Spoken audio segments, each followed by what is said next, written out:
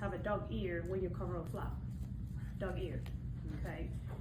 If you use a simple interrupted suture for this flap right here, you would dog ear. So the horizontal mattress would be the typical, that would be your go-to technique for that. So let me cover that for you and you see how that goes. So I take a nice chunky bite, okay? And I take an additional bite. So I'm not going far near like your vertical mattress.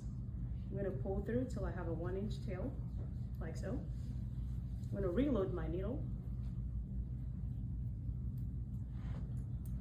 And then I'm gonna go and catch the flap. Can you see how I went up a little bit?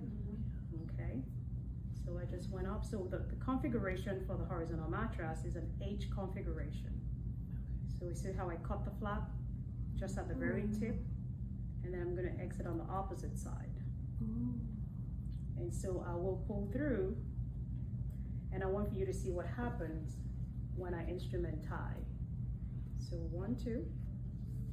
I'm gonna pick up my tail, and I'm just gonna go. That magic. Oh, cool. So cool. Okay. And since I have a 3-0, I'm just gonna go ahead and pick up one more. Remember, you're just alternating. You go to the right the first time, you have to go to the left the second time. That's really the way that it goes.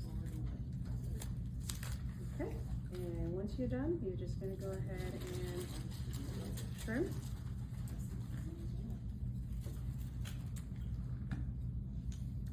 And can I just tell you real quick, so with a flap like this, you really don't have to put more horizontal mattress. I can actually simply interrupt the rest. So I can put one simply interrupted right here, simply interrupted, one right here, and one right here, and I'm done. So you can combine sutures is what I'm trying to say. So you can use your horizontal and get that flap tacked down really nicely. You don't have a dog ear. A dog ear means that I have a flap that is showing up on the epidermis when I'm done.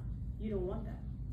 And your simple interrupted wouldn't do that for you, or the horizontal mattress would do that.